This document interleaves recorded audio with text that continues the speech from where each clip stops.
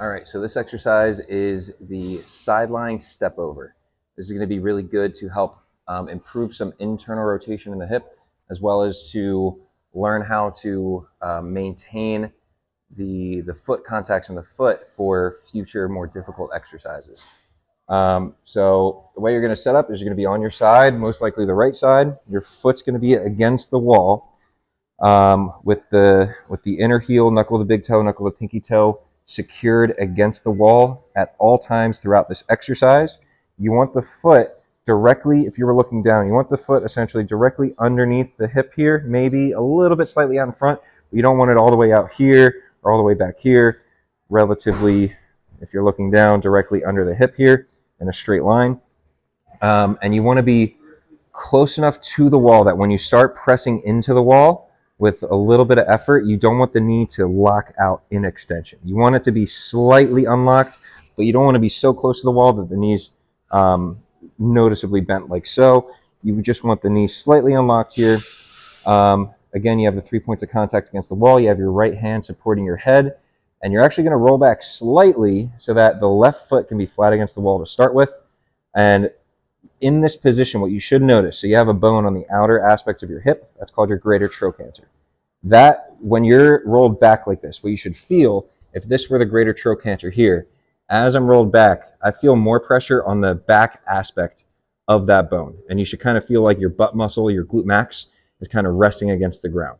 Now from here, once I have the correct position, I'm applying light pressure into the wall to maintain the foot contacts. Think like 2 or 3 out of 10. You don't want to be pushing with as much effort as possible. Once you have that, all you're going to do, you're going to go slow, lazy, relaxed. You're going to step over with the left leg. You're going to, all while maintaining that pressure against the wall, making sure that the foot doesn't move. You have all 3 points of contact. As you step over, the left knee and the left foot are going to relax against the ground.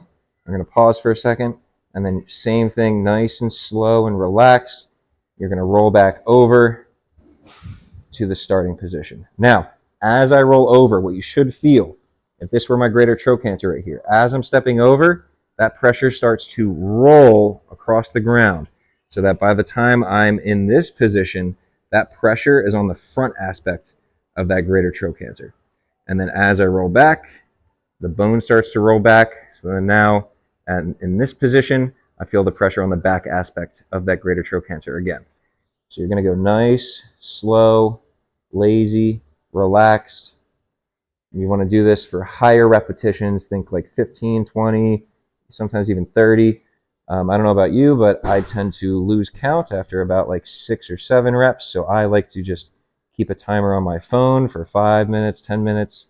You can even go as high as 15 or 20 minutes. But the goal with this is you want to stay as relaxed as possible. Now, one thing, the most important thing as you're doing this, aside from being nice and relaxed, is you want to make sure that this foot does not slide or shift or lose contact or roll off at any point. You're keeping the 3 points of contact against the wall at all times throughout this exercise.